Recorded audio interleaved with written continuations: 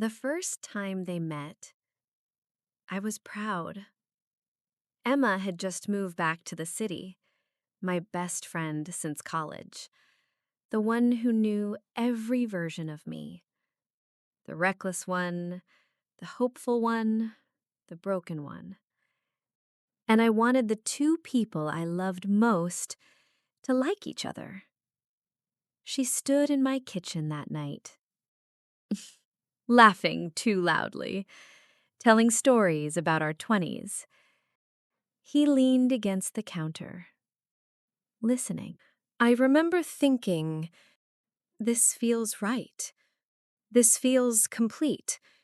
We had wine, we had music, we had comfort. At one point, she looked at me and said, "You're lucky. He actually listens." I smiled, because I believed that. After that night, she started coming over more often. At first, I invited her. Then, sometimes she texted him directly. "Are you both home?" Both. I didn't notice that word back then. One afternoon, I came home early. The house was unlocked. I heard laughter from the living room.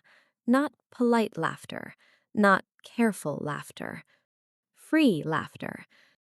When I walked in, they both turned too quickly. Just slightly. Emma smiled. "We were just talking about your Barcelona story." My husband added, "She never told me about that." I smiled too. But something inside me shifted. That story was mine to tell. They developed small inside jokes, tiny glances across the table, moments where I wasn't part of the rhythm. I told myself I was imagining it, because insecurity is ugly, and I didn't want to look ugly. Then the outings began. She was already near my office. I needed help picking your gift. Reasonable, believable, convenient. Too convenient. One evening, I asked him, "You two talk a lot now." He shrugged. "She's easy to talk to." Easy. That word stayed with me. Was I difficult or just familiar? Emma changed too. She asked about him more. How is he lately? Does he still play jazz at night? Is he stressed? Details, curiosity, interest, the kind that grows roots. The night I knew something was wrong, we were all out at dinner. Dim lights, soft music. I excused myself to the restroom. When I came back, they didn't notice me. She was touching his arm, not romantic, just comfortable, and he didn't move away. They were leaning toward each other, like gravity had shifted. When they saw me, they straightened, just slightly, but enough. After that, I started watching, listening, measuring silence, counting how long their conversations lasted. I hated who I was becoming, but I couldn't stop. Then came the lie. Small, unnecessary. He said he was working late. I ordered food, sat alone, scrolling without thinking. And then I saw Emma's story. A restaurant table, 2 glasses of wine, across from her, his jacket. My hands didn't shake. They went cold. Because betrayal doesn't scream, it drains. I didn't call him. I didn't text her. I waited. When he came home, he kissed me like always. Normal, familiar, safe. And I realized something terrifying. He was good at this. The next day, I asked her, "Were you out last night?" She paused, just half a second. Yeah, with a friend. A friend.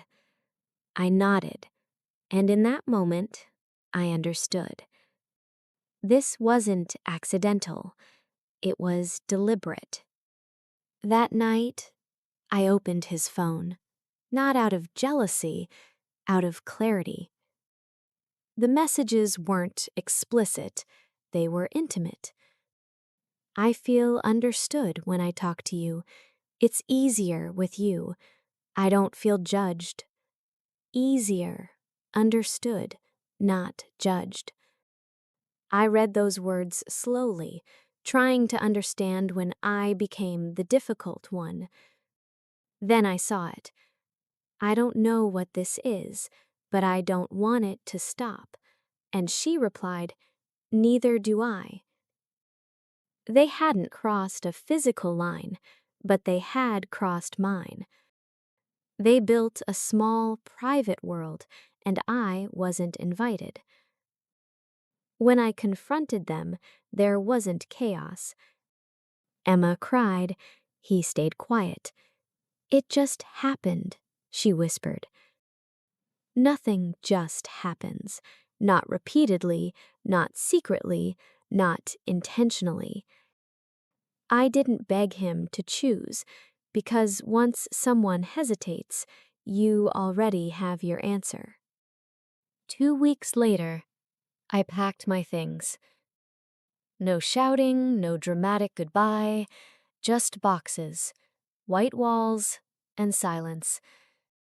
I moved to another city, a small apartment, no shared memories, no laughter in the living room, just space.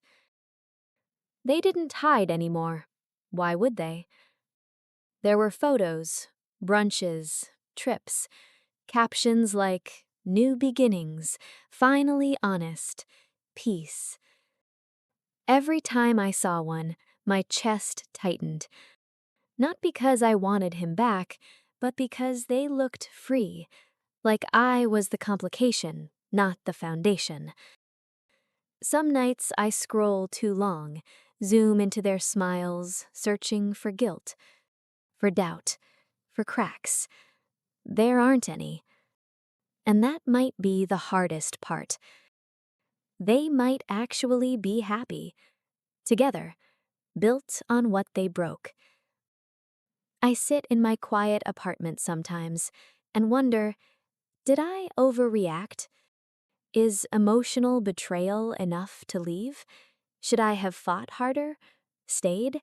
Pretended it didn't hurt? But then I remember something simple. Love should never require competition, not with a stranger, and not with your best friend. They didn't steal him. He walked. She opened the door, and I chose to leave, even if I'm the only one sitting alone. Tell me something. What hurts more, losing your husband or losing your best friend at the same time? Because sometimes the deepest betrayal begins with a simple introduction.